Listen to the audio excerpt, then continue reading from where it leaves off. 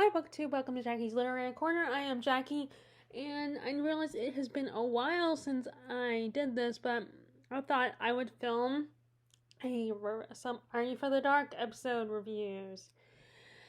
And the hard part is coming up, figuring out, remembering which ones I've already done, because I know it has been a while since I did a review for one. But then I realized at the last minute, I realized that I actually have a little search where I can search through my videos to see, to see if I've already done videos on something. So the ones I'm gonna talk about are The Tale of the Lonely Ghost and The Tale of the Tale of the Captured Souls. I almost forgot the name of that episode. So first I'm gonna talk about The Tale of the Lonely Ghost. So this one was told by what is his name? He was one of the kids that left early in season that was only in one season. I cannot think of him. He's also the one that told the story about the bike, and he also told the tale of the kids that go to the school full of the weird aliens. I don't remember his name, but anyway. So in this episode, we have Amanda, her parents have what I think is the coolest job ever, although a mixture of cool and boringest job ever, and that is archaeology. And this summer they are going away to study, dig up bones and whatnot, and I don't remember where they were going. So they send their daughter to stay with her Aunt Dottie and her cousin Beth, or Bethy as her mother calls her.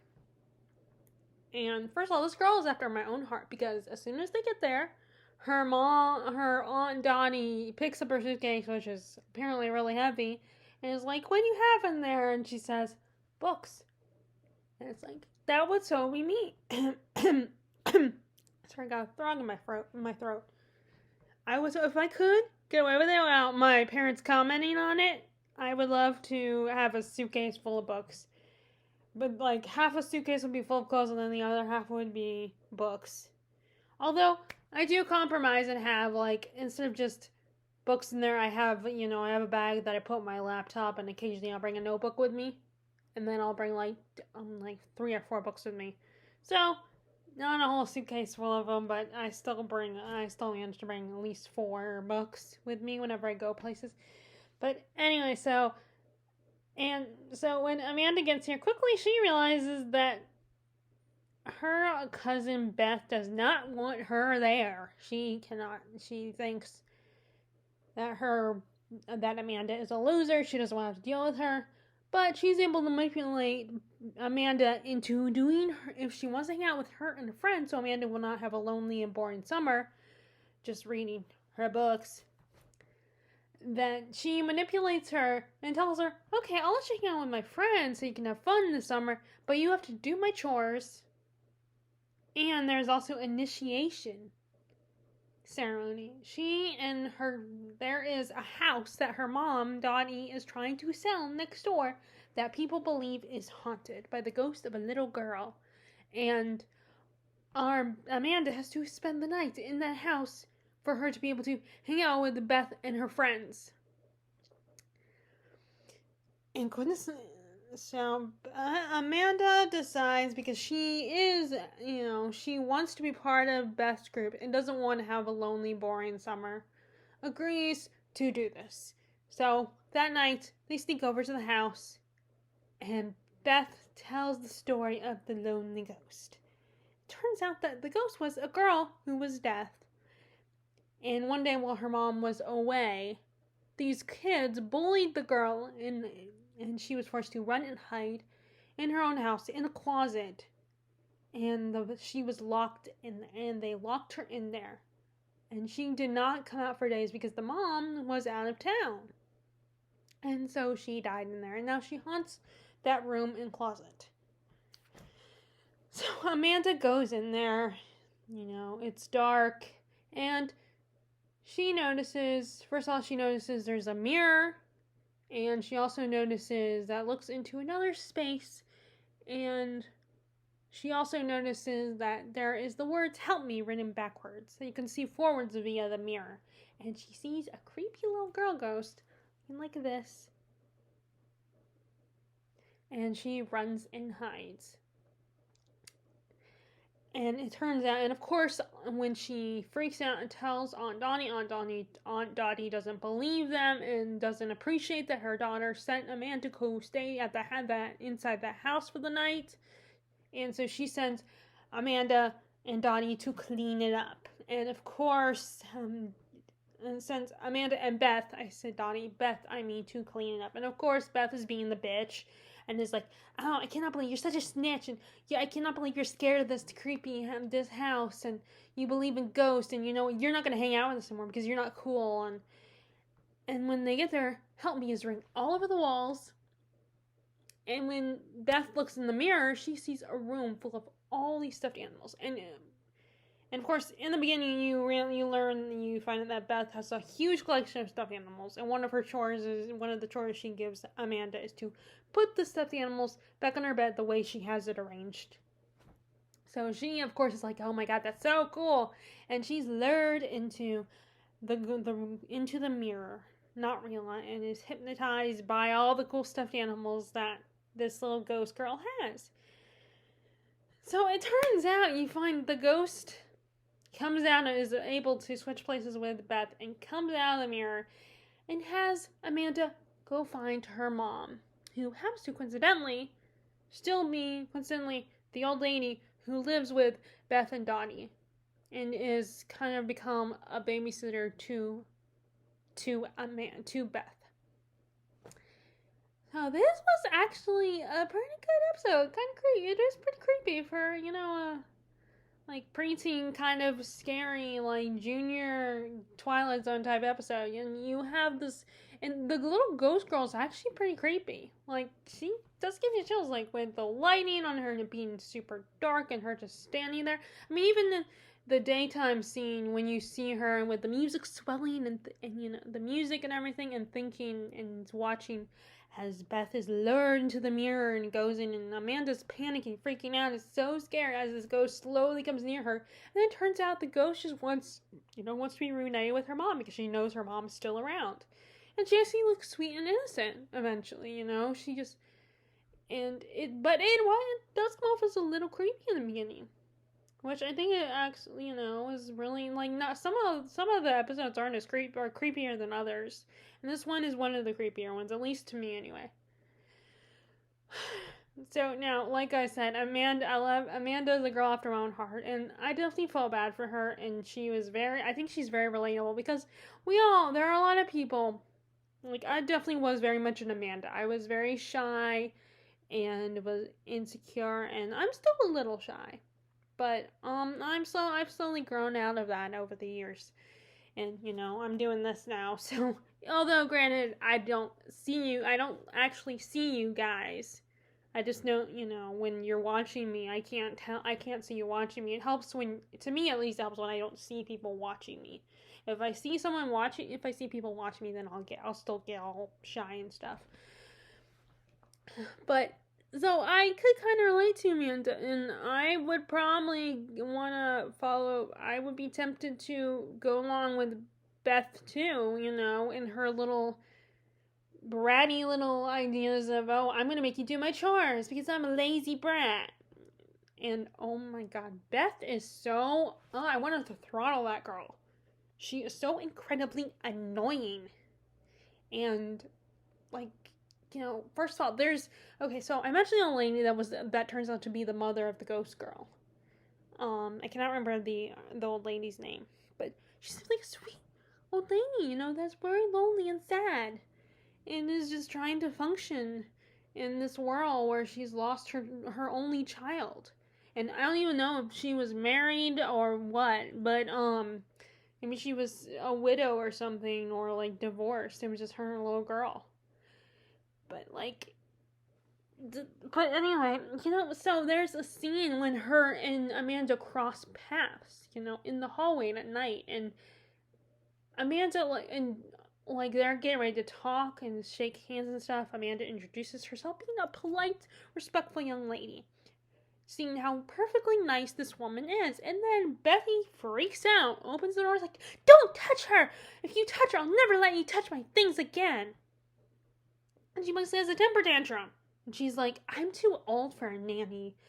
You know, she'll contaminate everything. And she doesn't exactly say that, but that's how her reaction felt. Now, granted, it could have been just the young actress. She's a young actress, probably like 13, and maybe she went a little overboard, went over the top with the acting, or maybe she was told to go over the top. Maybe she was meant to be over the top, because I imagine some of these actors, well, especially the kid actors, not only was it probably was their first acting job, or they were still learning the craft, they probably had felt like they had to go over the top to get a good performance. But oh my god, she's like, it's like, girl, this old lady, nothing is wrong. She's not a germ. She's not gonna contaminate your stuff or anything. She doesn't have any germs. She's just a harmless old lady who lost her child and doesn't have a husband, so she's alone. And you know, your mom was kind enough to give her a place to stay, and you're pitching a hissy fit and thinking, oh, she's gonna contaminate my stuff, and I'm too old for a nanny. It's like, I mean, at this point, she's probably not even nannying you anyway, because of the fact that you're older. She's just living with you, and you act like... And a lot of times, older ladies are very nurturing and caretakers, and still play the role of a mom, even if they're not your daughter, even if you're not their daughter, they'll still be very nurturing. My grandma's still a very nurturing person. And there's nothing wrong with that. It's sweet, you know, and this girl was so ungrateful. And on top of that, she forces Amanda to do her chores. And of course, Amanda's desperate to have a fun summer and hang out with these girls. And like Beth and her friends. And, you know, she's lonely and stuff. And she's forced to have to do all these chores, which are not her responsibility. She's a guest. A lot of times when you invite a guest to stay in your house, unless they're living, you know, granted, yeah, her Aunt Donnie could be like, well, you're gonna live with us, so you've got to, you know, we're gonna give you chores and stuff like that. But she was just a guest at the time, so I doubt Donnie would expect her to do chores. You know, I think the only time Donnie expected her to do some chore type thing is when she found out that Amanda went to the house that she wasn't supposed to go in, that she broke into that house, which is fine. I get that. You know, she broke into a house. The house that Donnie was trying to sell. So of course so it was her idea of a punishment, consequences for her actions, because she still couldn't. It wasn't like she was going to coddle this young girl. Although Donnie is a little. My other frustration with this episode is, like, the frustration with the mom in the episode The Tale of the Dark Music is the mom is so passive. This is the most punishment that happens, is that, you know, is the whole you have to scrub the walls, and that's not, I mean, yeah, granted, scrubbing the walls is probably, but still, it's like, woman, your daughter is a brat. She's so ungrateful. She's making her cousin, who is a guest in your home, do her chores, and you're completely oblivious. She's like that absent-minded mother, which I feel like maybe in this show they make the parents absent-minded on purpose and completely oblivious, because it's like showing them the kids. The kids are the stars of the show, and they got to give them a reason to get into trouble and to get to, you know, take charge or, you know, save the day or whatever. But it's like, the mother is just, like, she's so oblivious. Like, kids grow up to be bratty because of parents. Parents who don't discipline their kids, and who let their kids get away with stuff and barely scold them. There's barely any consequences to their actions. If a kid is a brat, like, then that's probably why, because of the parents. You know, and it's like, you know, I mean, like I said, the only other parent that got on my nerves even more than Dottie was, like I said, the mom in Tale of the Dark Music. Like, there's a whole scene when the girl is playing that computer game, and the mom asks her daughter to go downstairs and take care of the clothes in the basement, and the daughter's like, I'm busy. It's like, all she says is Christina. Or actually, she says Christina when the girl doesn't answer, and then Christina's like, "Mom, I'm busy," and then so she doesn't say anything, and she just sends her son down there. It's like, I mean, yes, you have another kid, but you know what? You asked your daughter, okay? She should not be allowed to get away with, "Mom, I'm busy," because you're the parent. I know you're a single parent, and it's hard to raise kids. I get that. But you gotta draw boundaries. And that's the problem in this case. Like, there is no father in either situation. There's an absent dad. And so I understand it's very difficult and can be stressful, and you can end up doing bad parenting on, but you gotta learn eventually, you gotta get back up on that high horse and be a good parent. A good parent means disciplining your kids when they need to be disciplined. Not abusive, not crazy, not like, I'm reading a book right now where I'm almost finished with it. I'll do a review on it, where a mother wants to baptize her child and thinks her daughter is wicked, and because she's hanging out with has a friend who's supposedly a slut, and blah blah blah, and she dunks her in the bathwater, so she thinks that's doing her child a favor so she can go to heaven. That's not good parenting. That's terrible parenting. But which I will elaborate more on that book, because I'm gonna do a review when I finish with that book. I still got a ways to go with that one, but that Dottie is a terrible mom, and but of course Amanda does get her revenge at the end of the episode and humiliates Bethy, which I love how her mom calls her Bethy instead of, and totally embarrasses her. And she's like that girl who's like, whatever, and all that kind of stuff. Like, I don't want to deal with it, I mean, you just want to smack her. So next, we have the tale of the captured souls. And this, I do remember who told this one, and that was Kiki. This is Kiki's tale. And we have our main character, Danielle. Danielle is living with, it's just her and her mom. They're on summer, just her, her mom, and her dad. The dad is actually in the picture. And they're going on a summer vacation. And she wants to go to the beach, but they take her to a lakeside house instead. Of course, she's kind of got a bad attitude about it. She's not as bratty as Beth is, but she's kind of got a bad attitude. She's got an attitude problem because she's pouting about being stuck at this lake house.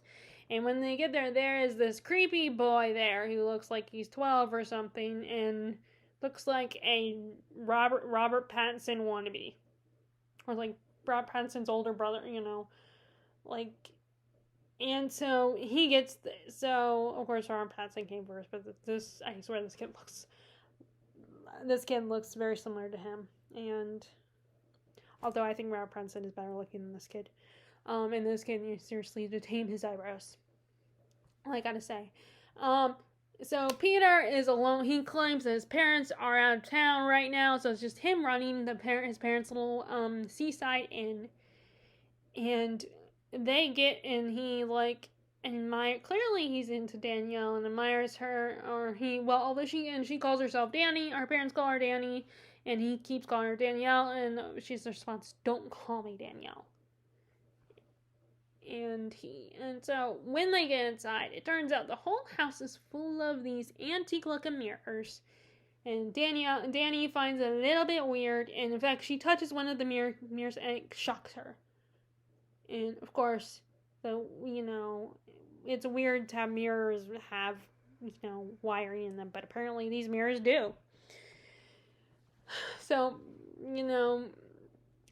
they quickly, while they're hanging out playing baseball and stuff, practicing baseball and, throwing their playing catch and stuff like that, they find out that Peter doesn't know how to play. And he also is kind of a science nerd. And he likes taking pictures.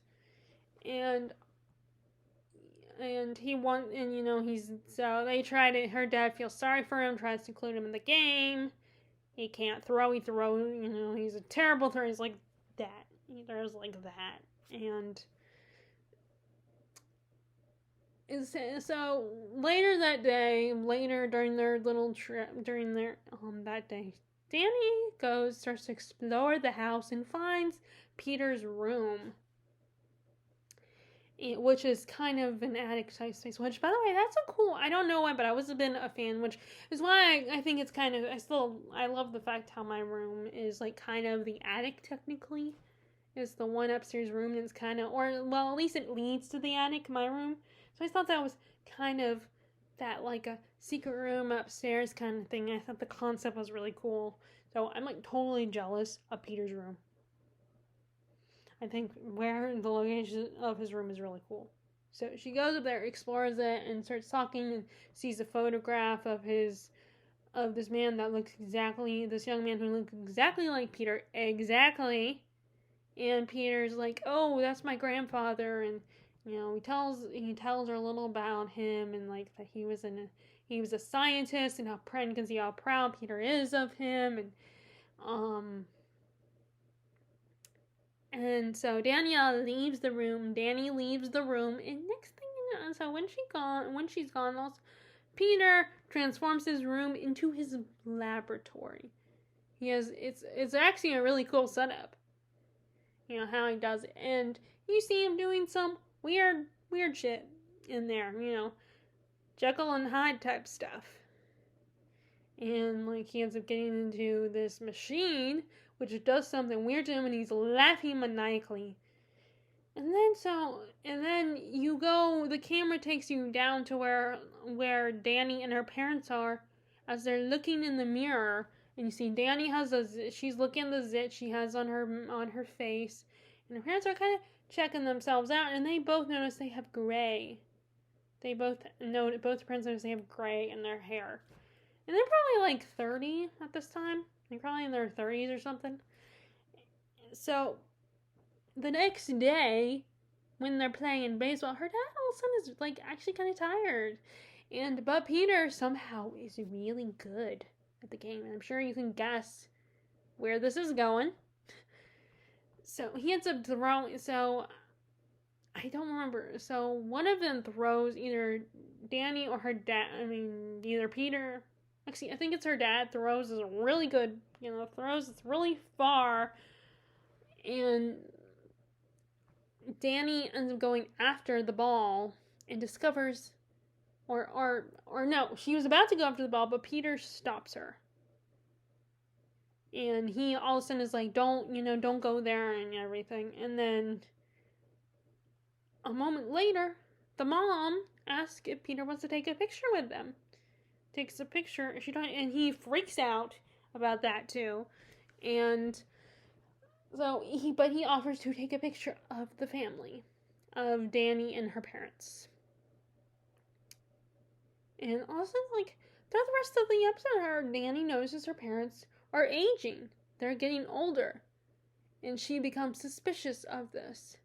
And decides to investigate the woodsy area, wanting to know why Peter freaked out about her going into the woods. And she finds grave markers that are marked in figures, like little figures of men, women, and children, and even dogs, and marks them off. And they have tally marks on them. And so she starts to get a little suspicious. And eventually she finds out from Peter that he is doing something to her parents and stealing what they have left of their youth so he can stay young forever. And making her parents older a lot faster and weaker. So she is freaking out, and she has to figure it out before figure out what's going on, and then she has to figure out what's going on. She freaks, she has to stop this because she doesn't want to lose her parents. Peter's all like, we can stay young forever, you and me, because he really is into Danny. He likes her, and so he wants to hang out, and he's also very lonely and wants a companion that's his equal. And so Danny has to figure out stuff and realizes that the mirrors have something to do with it. And, of course, but the problem is her parents are getting so old, they're getting weaker, and they are so tired, and she has to save them. And like I said, I'm sure, and don't worry though, this is a happy ending. So, this is one that's kind of fun. Although, Peter was just like, he was a little too. He was a good antagonist. He was creepy enough, but he's also like a little bit. And I guess it's a good thing. And I mean, the actor did a pretty good job, really pulling off the creepy vibes. He did a pretty good job at that. And like I said, he looks very similar to Robert Pattinson in a lot of ways. Again, the main kid actor was a little over the top. I think she's just a little, and like I said, in the defense of the kids. Now, of course, I feel like some of the adult actors could do better. Although I liked these two. The two adult actors that played our parents, they were good. But I can kind of understand why with kid actors, they're new to their craft, and I think they probably didn't. I don't know if they. It's just weird comparing the kid actors in like shows like Are You for the Dark, and then looking at a lot of movies today with kid actors and seeing how better the performances are from compared to those kids. But they were also TV actors, so I don't know, maybe at the time it wasn't, TV actors weren't, although I don't know, because you got like a lot of the shows that like now a lot of the older shows, the kid actors are pretty good, decent. But I don't know, I just keep comparing to them. I like the first example I think of is always the kids in It Chapter 1, in It Chapter 2, the kid actors in that movie, they felt so authentic, and so like their bond felt so real and realistic, just their behaviors and stuff, and their performances felt real. They felt, while like compare that to our Friday the Dark episode for back in the 90s, or even some of the kid actors in like the sitcoms of back in the 90s and before then, some of them were just over the top compared to like kid actors in movies today or TV shows today. It just, I don't know, there just feels to be a difference. But although the Are You for the Dark was a kid version of the Twilight Zone, so I don't, but yeah, so it was kind of interesting, the idea, and it's not the only episode that does something with cameras. Like there's at least 3 episodes that have to do with photography. Like there's one with the episode with the episode with the one that like predicted the camera that would take a picture of something that hasn't happened yet, some kind of disaster, and then it happens. I remember Goosebumps did their own version of that with a camera. I don't know what I guess Say Cheese and Die came first. I don't know. I have to double check on that. I don't know if Say Cheese and Die came first, or like if that book came first, or the Are You for the Dark episode came first. I don't know, but it's a similar.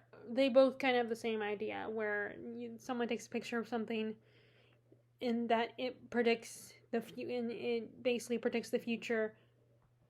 And it's usually something bad.